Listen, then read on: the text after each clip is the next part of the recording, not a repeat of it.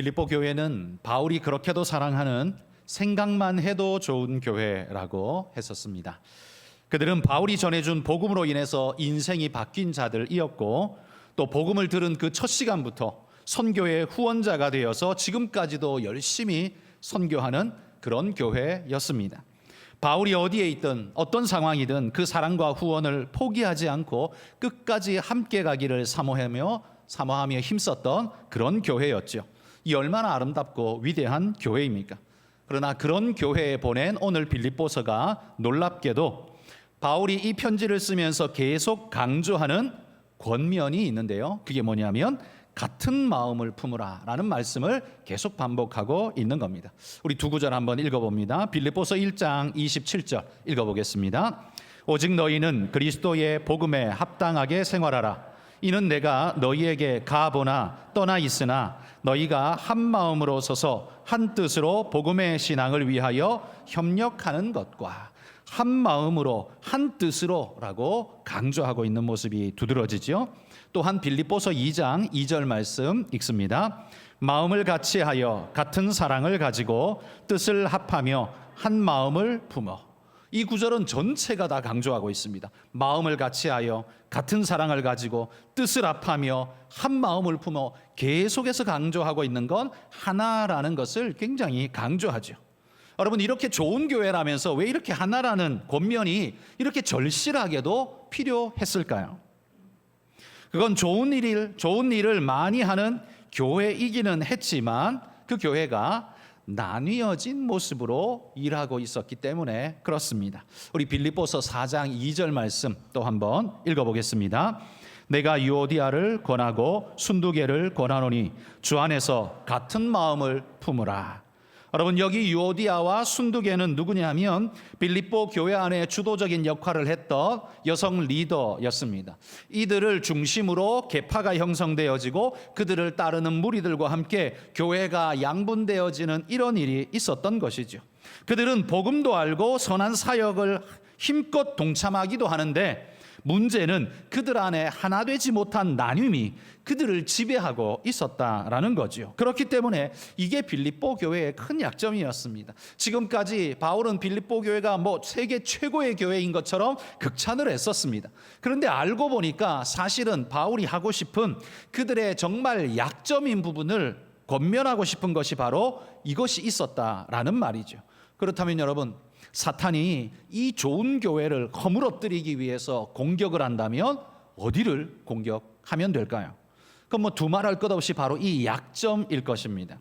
나뉘어진 마음으로 하나 되지 못함을 집요하게 공격하여서 반목과 질시로 반드시 이 교회를 사탄은 두동강 내고 말 것입니다. 그래서 교회로 교회되는 기능을 하지 못하도록 그렇게 만들어 버리고자 할 것입니다. 여러분, 이런 모습이 눈에 보인다면 이 교회를 세운 영적 부모와 같은 마음을 가진 사도 바울에게 여러분 어떤 마음이 들 것 같습니까? 그래서 바울이 이 서신을 써보내면서 계속해서 이 단어를 강조하는 겁니다. 같은 뜻을 가지고 같은 마음으로 그렇게 계속해서 강조를 하고 있다라는 말이죠. 여러분, 부모는 자식들 간에 우애가 있고 한 마음이기를 절실히 원하지 않습니까? 자식이 몇이든 간에 그들이 하나 되어져서 한 마음이 되어서 서로 우애 있게 생활하기를 원합니다. 돈 때문에 싸우고 그 유산 더 얻어먹겠다고 그냥 혈안이 되어서 싸우는 모습이 있다면 부모에게는 그것 자체가 고통일 것입니다. 바울이 보고 있는 시선이 아마 그렇지 않을까 싶습니다. 그래서 우리는 여기에서 첫 번째 교훈을 마음에 새겨야 할 것 같습니다. 뭐냐 하면 아무리 교회가 선교적 훈련을 잘 받고 선교 사역을 많이 하며 선교사를 많이 파송한다 할지라도 교회 안에서 하나됨이 없으면 그건 사도의 근심이 될 수밖에 없다. 이게 어디 사도에게만 해당하겠습니까? 하나님의 근심이 될 수밖에 없다라는 사실을 여러분 우리는 마음에 새겨야 할 것입니다. 아무리 좋은 일을 많이 해도요, 바로 이 약점 하나로 말미암아 빌립보 교회는 그냥 그 명성에 먹칠을 하는 일이 되고 말 것입니다. 내게 두 아들이 있는데 이 아들이 공부를 너무 잘했어요. 하나는 서울대 의대를 갔고 하나는 서울대 법대를 갔어요.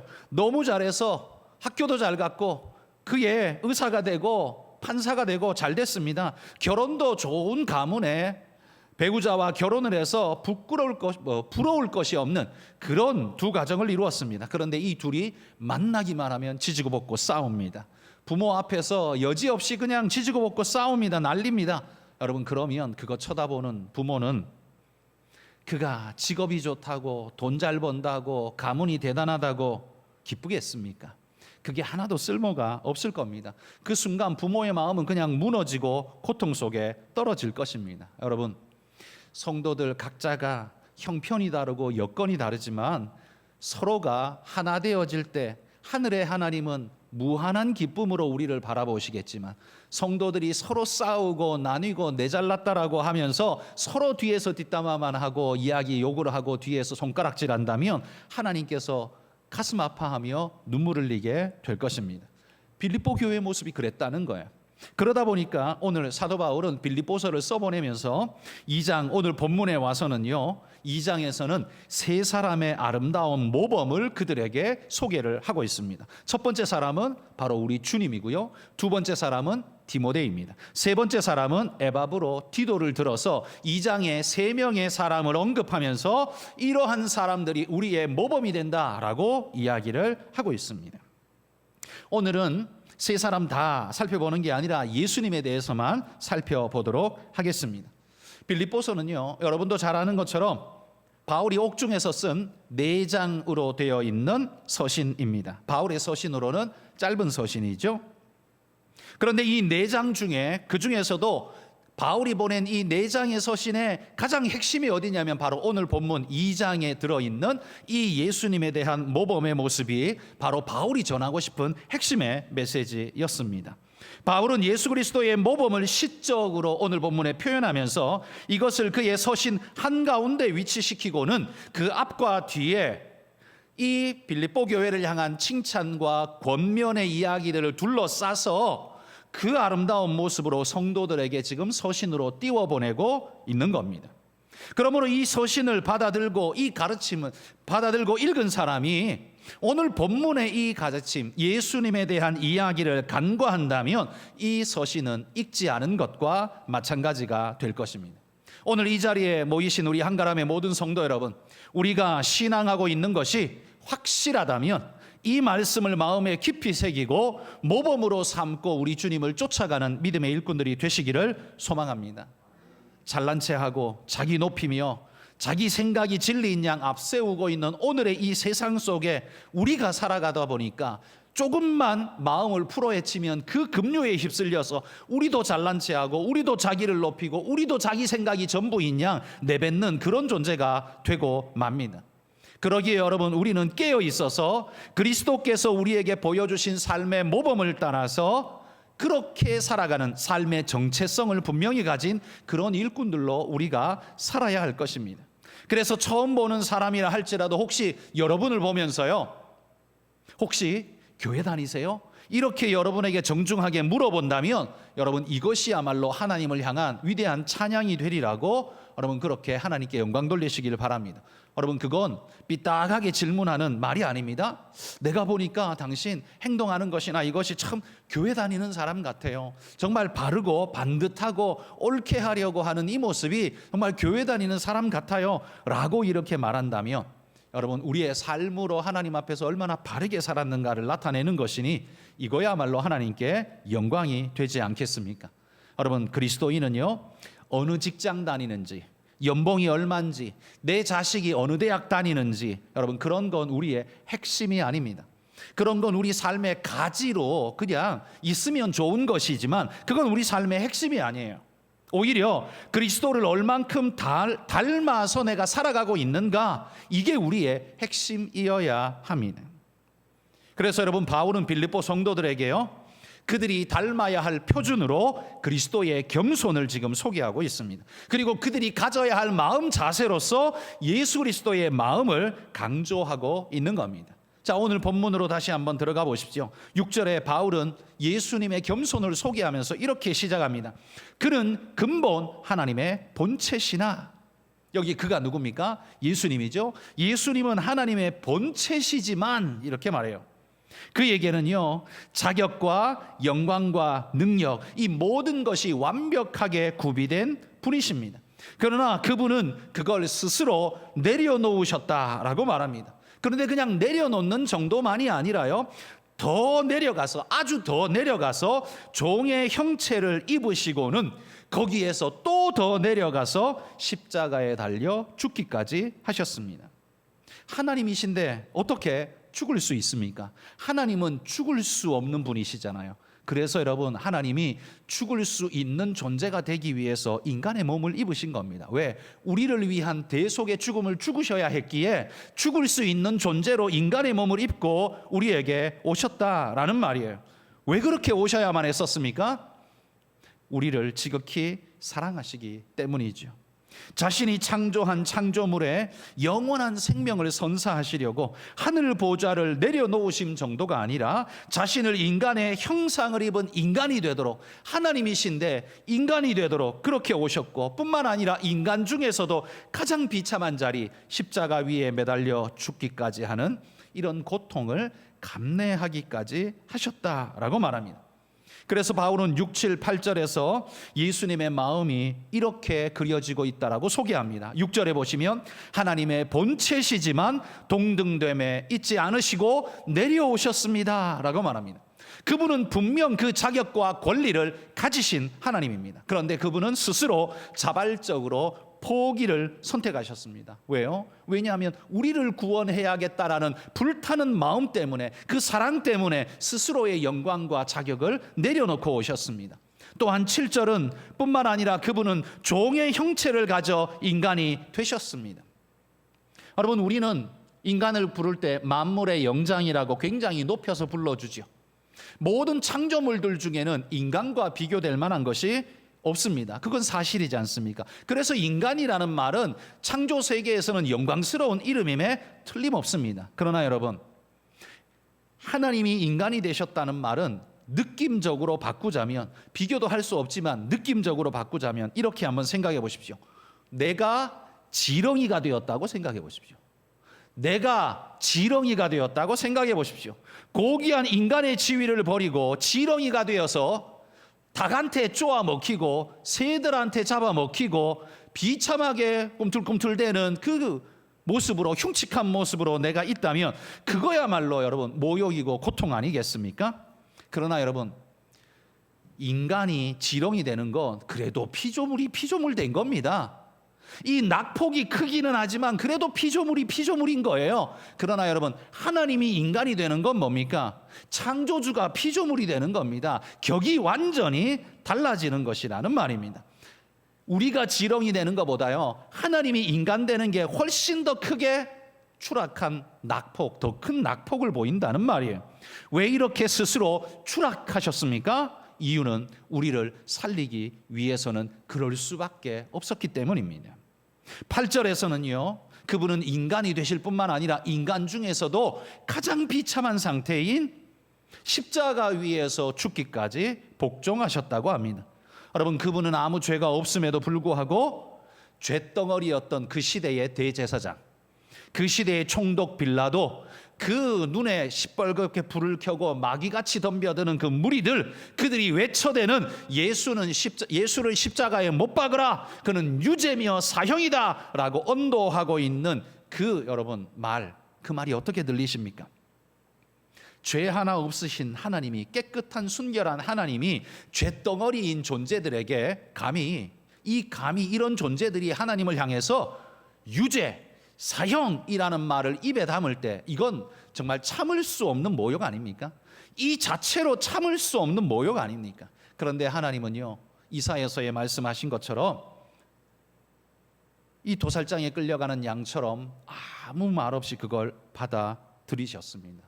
죄가 있어서 받아들인 게 아닙니다. 그래야만 우리가 살아날 수 있기 때문에 주님이 그걸 받아들이셨습니다. 오직 사랑 때문이었다라는 말이죠. 여러분, 주님은 바로 그 사랑 때문에 정말 당신에게 합당하지 않은 그 모든 것들을 다 받아내시고 순종하셨습니다. 그러면 여러분, 바울이 이제 이 말씀을 왜 했을까요? 제가 앞에서도 말한 것처럼 빌립보 교회 안에 파당 때문입니다. 그러면 빌립보 교회 안에 파당은 무엇 때문에 생겼을까요? 그건 그들 안에, 그들 마음속에 하나님처럼 겸손함이 없기 때문에 그런 일이 벌어졌다라고 지금 바울이 지적하고 있는 겁니다. 주님의 마음을 닮은 마음이 부족하기 때문입니다. 서로의 경쟁의식 속에서 더 높아지려고 하는, 마치 그 제자들이 보여줬던 그 모습 그대로 지금 싸우고 있는 겁니다. 이 요디아가 선교원금을 100만 원 보내면 이 순두개파에서는 야, 쟤들 100만 원 보냈대? 야, 우리는 200만 원 보내. 그리고는 막 끌어모아가지고 200만 원 보내고, 쟤들이 옷을 10kg 선교지에 보냈다고? 야, 그럼 우리는 15kg 보내. 라고 그렇게 싸움질을 하고 있는 겁니다. 여러분, 그게 선교입니까? 그건 선교가 아니고 자기 이름에 자기 이름 내려고, 자기 명예 지키려고 몸부림을 하고 있는 잘못된 태도이지, 그건 선교가 아니죠. 그런데 요디아와 순두개가 그렇게 싸움질을 하고 있었다는 겁니다. 그런데 이런 모습을 전해들은 바울의 마음이 얼마나 아픕니까? 그래서 에둘러 바울은 그들에게 이렇게 권면을 하고 있는 겁니다. 이 예수님의 모범을 이야기하기 전에 1장에서는요, 예수님이 사도 바울이 자신의 이야기도 이렇게 했었습니다. 빌립보서 1장 14절 말씀 한번 읽어봅시다. 형제 중 다수가 나의 매임으로 말미암아 주 안에서 신뢰함으로 겁 없이 하나님의 말씀을 더욱 담대히 전하게 되었느니라.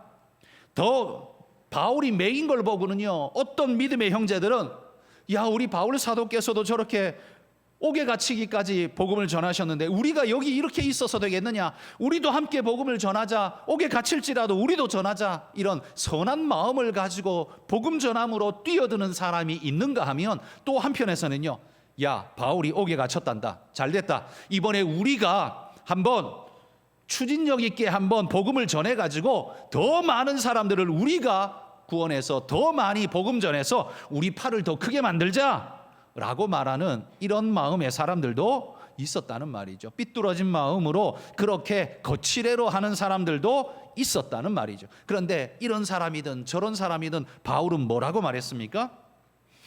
참으로 하든 무슨 방도로 하든 전파되는 것은 그리스도니 나는 기뻐하고 또 기뻐하리라. 바울은 이렇게 말했습니다. 여러분, 바울이 그들의 태도를 옳다라고 말한 게 아닙니다. 그들의 태도를 지지한다라는 말이 아닙니다. 잘못되었지만, 그러나 지금 그들이 어찌되었든 간에 복음 전하여 예수님의 이 복음 생명의 말씀을 전하려고 하는 그 일로 인해서 나는 짓밟히든지 어찌되든지 간에 나는 그걸로 만족한다. 더 이상 나는 말하지 않는다. 라고 그 모든 걸 받아들였다는 거예요.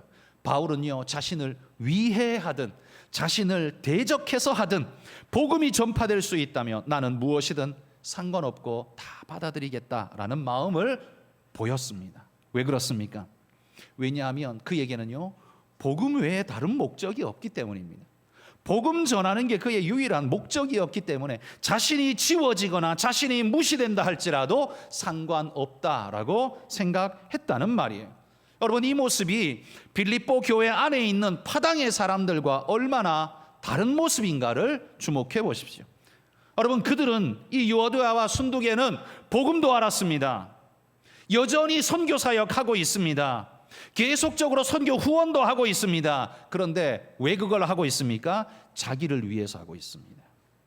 주님의 마음으로 하는 게 아닙니다. 쟤들이 한다면 우린 더 해야 돼. 100만 원 보냈으면 우리 200만 원 보내. 이런 마음으로 경쟁하듯이 하고 있습니다. 주님을 위해서가 아니라 자기 이름, 쟤보다는 내가 낫다는 걸 과시하고 인정받기 위한 그런 마음이라면 여러분, 이게 온전하다 말할 수 있겠습니까? 그래서 지금 바울이 에둘러 이렇게 그들에게 묻는 겁니다.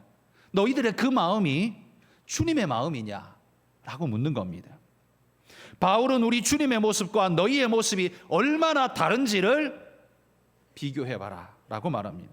그리고는 그렇게 겸손하게 자기를 낮추시고 자기를 비우신 그 주님, 낮아지기만 하셨느냐? 아니다. 하나님께서 그를 어떻게 하셨는지 아느냐? 9절에서 11절 말씀에 이렇게 말합니다. 우리 한번 읽어보겠습니다. 이러므로 하나님이 그를 지극히 높여 모든 이름 위에 뛰어난 이름을 주사 하늘에 있는 자들과 땅에 있는 자들과 땅 아래에 있는 자들로 모든 무릎을 예수의 이름에 꿇게 하시고 모든 입으로 예수 그리스도를 주라 시인하여 하나님 아버지께 영광을 돌리게 하셨느니라. 주님은 한껏 자기를 낮추셨습니다. 그런데 그를 두고 하나님은 어떻게 하셨습니까? 최고로 그분을 높이셨습니다. 지극히라는 표현을 쓰고 있습니다. 지금 요디아와 순둑의 파당이 바라는 게 뭡니까? 우리가 저들보다, 내 이름이 저들보다 더 높아지는 거, 이거였습니다. 그러나 하나님은 지금 어떻게 하고 있습니까? 자기를 철저하게 낮추시고 있는 그 주님을요, 최고로 높여주고 계신 모습을 보게 됩니다. 그러므로 성도 여러분, 신앙적으로 우리를 높이는 방법은 자기를 높이는 게 아니라 오히려 하나님 앞에서 낮추는 것입니다. 그래서 주님도 이렇게 우리에게 말씀해 주셨습니다. 누가복음 14장 11절입니다. 읽어봅시다. 무릇 자기를 높이는 자는 낮아지고 자기를 낮추는 자는 높아지리라. 여러분 이 말씀이 여러분 우리 일상에서도 사실 피부에 와닿는 말씀 아닙니까? 여러분 옆에 누군가가 와가지고 그냥 자기 자랑 그냥 막 늘어놓으면 그냥 마음이 사랑으로 막 흘러가십니까? 아니죠. 막 마음이 아니 곱게 막 느껴지지 않습니까? 듣기도 되게 거북하고 듣기도 싫고 그냥 마음이 그냥 이렇게 그냥 꾹 눌러주고 싶은 마음이 그냥 막 들지 않나요? 그런데 반대로 그 사람이 학력도 대단해, 실력도 대단해, 인품도 대단해, 모자란 게 없는데 이 사람이 참 겸손하게 항상 남들 앞에 겸손한 인격의 모습을 보여주며 사람들을 잘 섬기고 아름다운 모습을 보여주면 어떻습니까? 우리 마음속에서도 그를 밟는 게 아니라 그를 높여주는 마음이, 존중하는 마음이 우리 속에서 자동적으로 일어나지 않습니까? 예수님 하신 말씀이요, 이게 꼭 그리스도인에게만 국한된 이야기가 아니라 모든 세상사에 사실은 적용되는 이야기죠. 여러분, 기독교적 높임의 방법은 낮아짐으로 나아가는 그런 역설의 방법입니다. 신앙적으로 높아지는 방법은 자기를 높이고 자랑하는 게 절대로 아닙니다. 하나님이 높이셔야 하는데 인간이 스스로 자기를 높이면 인간이 높아지는 게 아니라요, 어떻게 되는 줄 아십니까? 더러워집니다. 인간이 자기를 높이면 높아지는 게 아니라 더러워집니다. 사람들이 그를 절대로 좋게 보지 않을 뿐만 아니라 굉장히 불편하게 보고 그 사람의 조그만 흠이라도 찾아내서 나중에 밟아주리라는 그런 억하심정이 마음속에 막 들기도 합니다. 여러분, 자기를 높이는 건요, 결코 높이는 게 아닙니다. 진짜 높이는 건 하나님이 높여주셔야 합니다. 그러니 하나님이 알아주시고 하나님이 높여주시는 그 사람이야말로 진짜 높아지는 길인 줄 믿습니다. 여러분, 현대 기독교의 비극은 이 겸손의 방법을 잊었다는 것 아니겠습니까? 현대교회가 건물이 높아지고 사람들이 많아지면서 우리는 잠시 정신을 잃었었던 것 같습니다.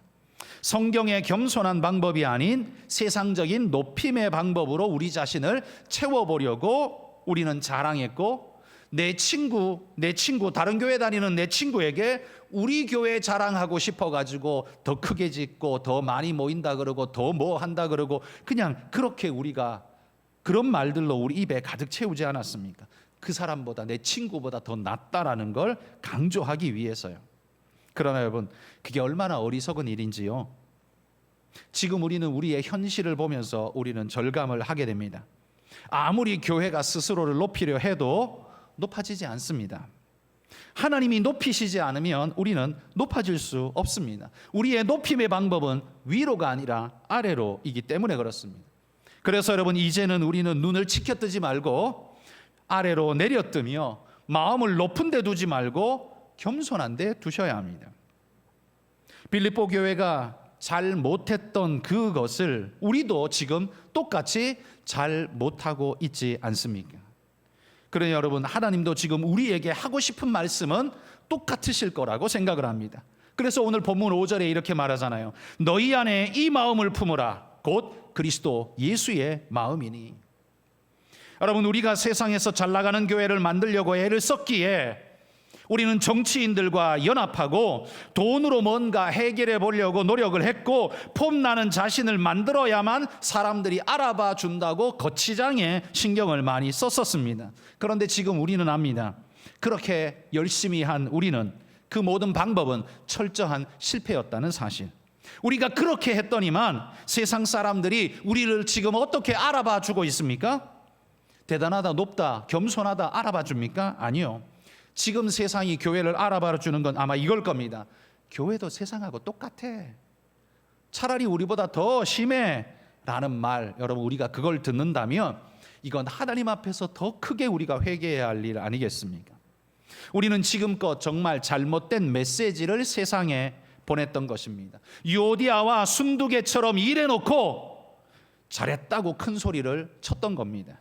주님 마음으로 한 게 아니라 자기 마음으로 해놓고 최선을 다했다라고 스스로를 그렇게 위로하면서 왔던 것 아닙니까? 여러분, 우리 교회가 삼계탕 데이를 하면서 그 400마리의 닭을 그들을 위해서 봉사하며 희생하며 우리가 왜 그렇게 합니까? 뭐가 모자란 게 있어서, 뭐 빚진 게 있어서 그렇게 합니까? 아니요, 우린 그들에게 빚진 게 아니라 주님께 빚졌고 주님이 우리에게 사랑을 명하셨기에 우리는 그 일을 그저 할 뿐입니다. 그 일을 했더니만요, 그분들이요, 여러분 아까도 뭐 사진에 보셨는지 모르겠지만 교회를 다니든 아니든 상관없이 교회에서 식사하니까 식사 기도할 때에 부부인지 모르겠지만 두 분이 손을 이렇게 모으고 기도하는 장면이 있습니다. 여러분, 그 부부는 아마도 교회 다니는 분은 아니었던 것 같아요. 왜냐하면 기독교인들은 이렇게 기도는 안 하잖아요. 보통 천주교인이나 혹은 절에 다니는 분들이 합장하여서 이렇게 기도를 하죠. 그러니까 저는 오히려 그 모습을 보면서 마음이 더 기뻤습니다. 왜냐하면 교회 다니는 분이 아닌데도 교회에서 베푸는 은혜에 함께 동참하려고 오셔서 함께 먹고 함께 기뻐하고 함께 해주셨다는 게 감사했습니다. 그분들이 가면서요, 인사하니까 그분들이 참 교회에서 좋은 일 하네요 하면서 인사를 참 많이 해주셨습니다. 여러분, 우리는 뭔가를 얻으려고 그 일을 한 건 아닙니다. 오직 그냥 주님의 마음으로 최선을 다해서 섬기려고. 그 섬김에는 희생이 들어갈 수밖에 없고 수고가 들어갈 수밖에 없고 그리고 재정이 들어갈 수밖에 없었습니다. 그럼에도 불구하고 그 모든 걸 투자하는 것이 하나도 아깝지 않고 오히려 감사한 것은 그 일로 인해서 하나님의 영광이 높아질 수 있다면, 하나님의 이름이, 주의 교회가 하나님의 이름이 칭찬받을 수 있다면, 여러분 이거야말로 우리가 해야 할 귀한 일 아니겠습니까? 그래서 여러분, 이런 일들이 우리 안에 많아질 수 있기를 소원합니다. 그러나 지금 빌립보 교회 안에는요, 그게 아니었습니다. 유오디아파, 순두개파가 자기 파당을 짓고 자기들 이름 높이려고 혈안이 되어 있는 이런 모습이었다는 말입니다. 자, 여러분, 이제 우리가 이러한 우리의 모습이 우리 스스로를 고쳐내려면 어떻게 해야 될까요? 그런 교만함의 모습에 있던, 자기 의에 가득 차 있던 우리의 마음이 고침받으려면 어떻게 해야 될까요? 그건요, 바울이 오늘 말합니다. 그리스도 예수의 마음을 갖는 것 외에는 답이 없다라고 말합니다. 여러분, 교회 안 다녀도요, 겸손해야 합니다라고 말하면 사람들이 다 고개를 끄덕입니다. 그렇잖아요. 겸손의 미덕에 대해서는 사람들이 다 동의합니다. 그래서 우리도 교회 안 다녀도요, 다 겸손에 대한 노력을 합니다. 그런데 여러분, 우리가 경험해 봐서 알지만 내가 겸손해야지라고 생각하고 겸손을 시도하면 얼만큼 겸손해지던가요? 얼만큼 겸손해지던가요? 한 1cm쯤 겸손해지던가요? 여러분, 겸손의 흉내는 낼 수 있습니다. 그런데 이게요, 곧 문턱이 다가옵니다. 뭐냐면 내가 겸손으로 좀 낮추면요, 저 사람이 나를 존중해 줘야 되는데 그게 아니라 나를 좀 무시하는 듯 보입니다. 그러면 즉시 어떻게 해요? 겸손 다 내던지고 포기, 내던지고 다시 자기를 높이는, 왜? 무시당하긴 싫으니까. 그래서 다시 혈기를 빡빡 부리면서 목소리를 높이기 시작하죠. 내가 누군 줄 아냐고, 우리 자식이 어떤 자식인 줄 아냐고, 그러면서 뭐 사돈의 팔촌까지 다 끌어다가 자기 높음을 막 자랑하게 되지 않습니까? 여러분, 겸손한 게 어렵습니다. 겸손 시작은 누구나 해요. 근데 겸손 시작했다가 1단계에서 무너지는 사람들이 태반입니다. 겸손 우리 의지로는 쉽지 않아요. 교회 다니는 우리는 쉬울까요? 우리도 쉽지 않습니다. 우리도 자존심이 있기 때문에 쉽지 않아요. 그런데 여러분, 진짜 예수님 닮은 겸손은 진짜 누구만 할 수 있어요? 그 사람과 나를 1대1로 보는 사람은 절대 겸손 못합니다. 왜냐하면 네가 나보다 나은 게 뭔데요? 네가 나보다 나은 게 뭔데? 난 너한테 못지 않아 라고 생각하면 절대 겸손 못합니다. 그런데 여러분, 어떤 사람이 겸손할 수 있어요? 예수님의 1만 달란트 탕감받은 그 은혜를, 감격을 가지고 있는 사람, 그 감격의 마음, 하나님 은혜에 완전히 그냥 노글노글하게 녹아진 백성, 그 백성은요, 자기에게 좀 못해주는 사람도, 자기가 좀 불편할지라도 여러분, 용서하고 베풀고 나누며 겸손으로 내려놓는 일 할 수 있습니다. 왜? 주님의 은혜를 생각하기 때문에 할 수 있는 거예요. 겸손은요, 내 인격, 내 능력, 내 의지로는 안 됩니다. 시도는 할 수 있는데 이게 지속이 안 돼요. 그래서 성경이 말합니다.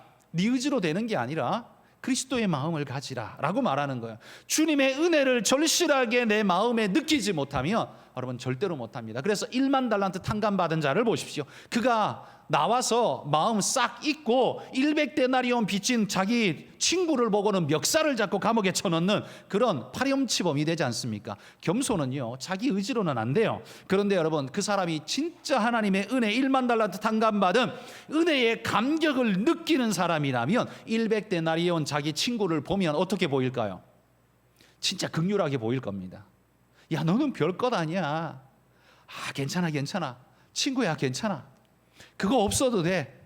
나는 네가 더 중요해. 자기는 어때요? 100데나리온이 아니라 1만 달란트를 빚졌었기 때문에, 그런데 그걸 지금 탕감받았기 때문에 100데나리온 그까짓 거는, 쉽게 말해 내가 200조를 빚졌는데 나한테 200만 원 빌려간 친구, 그거 용서해 주는 거 아무 일도 아니라는 말이에요. 여러분, 그 은혜의 감격이 크면 클수록 용서해 주는 마음이 크고 커질 겁니다. 그래서 여러분, 주님의 은혜가 우리 마음을 사로잡지 않고는요, 용서 못합니다. 내가 교회 오래 다녔다고 교회에서 그렇게 말하니까 그렇게 한번 해볼까?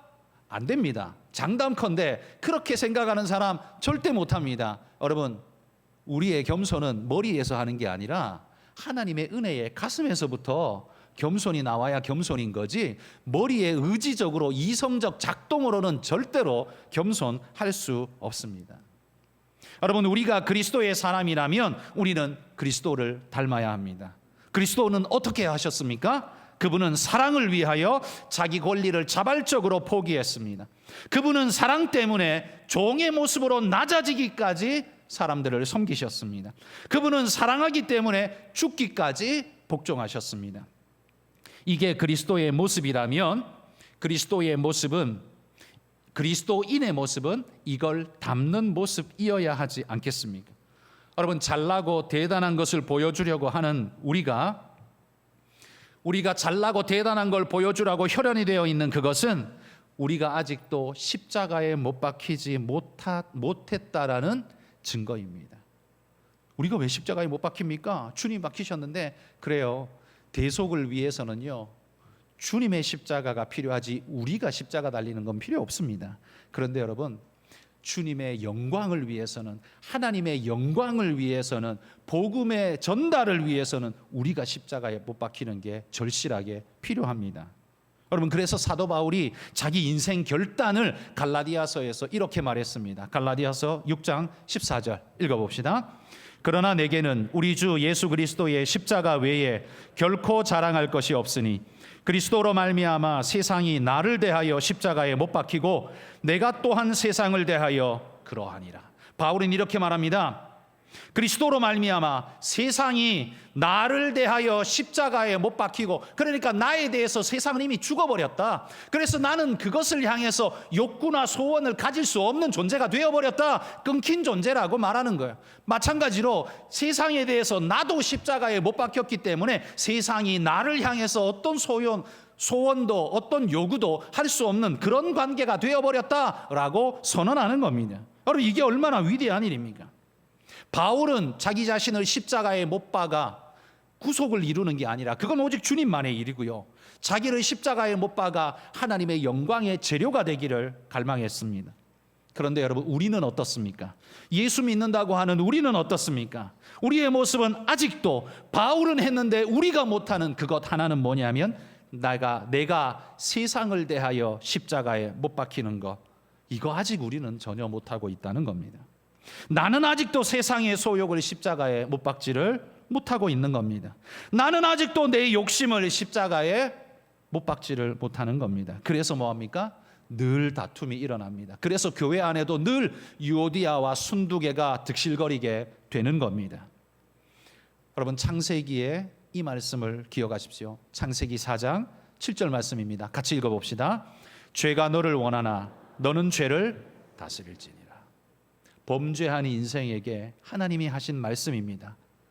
너의 환경과 여건 속에는 늘 너를 원하고 너를 잡아 삼키려는 죄가 너를 노리고 있는 모습이 늘 너의 주변에 가득하겠지만, 그러나 너는 죄를 다스릴지니라.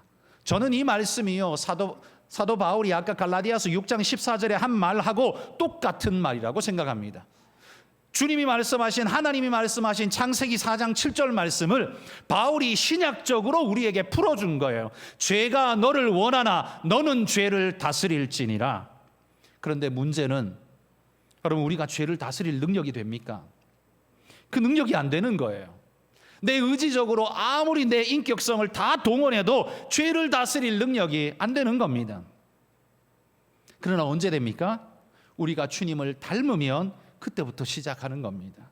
너희 안에 이 마음을 품으면 그때부터 가능해지는 겁니다. 그것도 내가 하는 게 아니라 성령께서 그것을 되게 해 주시는 겁니다. 내 의지로 100데나리온 빚진 내 친구를 용서하는 것은 쉬운 일이 아니지만, 내가 1만 달란트 탕감받은 감격과 은혜 속에 녹아져 버리니까 그건 그냥 자동으로 되더라는 겁니다. 그건 우리 의지가 아닙니다. 성령이 하시는 은혜의 역사인 것입니다. 그래서 여러분, 이 말씀, 성령이 하신다는 이 말씀을 구약에서도 이렇게 말합니다. 스가랴 4장 6절 말씀 읽어봅시다.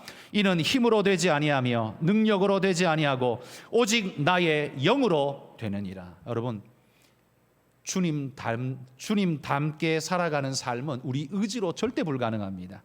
예수 믿는 게 교회 다닌 지 70년이 되었어도 불가능할 겁니다. 왜? 우리 인생의 문턱이 너무 높아서요. 그거 아무리 70년 교회 다녔어도 안 될 겁니다. 오직 뭘로 가능합니까? 오직 나의 영으로 가능하니라. 성령으로만 가능합니다. 성령이 내 마음을 녹이고 하나님 은혜 앞에 녹여내지 않으시면 우리는 절대로 예수님 닮게 살 수가 없다는 겁니다. 그러므로 성도 여러분, 여러분의 의지로 뭔가를 해보려고 했던 건 가상한 일이기는 하지만 불가능한 일일 수밖에 없습니다. 여러분, 은혜의 의지를 하십시오. 주님의 은혜의 의지를 하십시오. 자꾸만 저 사람과 나를 비교하는 의식 속에서 내가 더 나은데, 내가 더 많이 배웠는데, 내가 더 잘났는데 라고 생각되어지는 그런 생각이 들 때 눈을 감고 무릎을 꿇고 하나님 앞에 여러분 무릎 사이에 머리를 박고 회개하면서 기도하십시오. 하나님의 은혜로만 가능합니다. 여러분, 우리가 그렇게 기도할 때 주님이 우리를 이끌어 주지 않겠습니까? 여러분, 오직 하나님으로만 이 모든 것이 가능하다는 것 기억하며 주님을 의지하고 믿음으로 달려가는 성도님들 되시기를 축복합니다.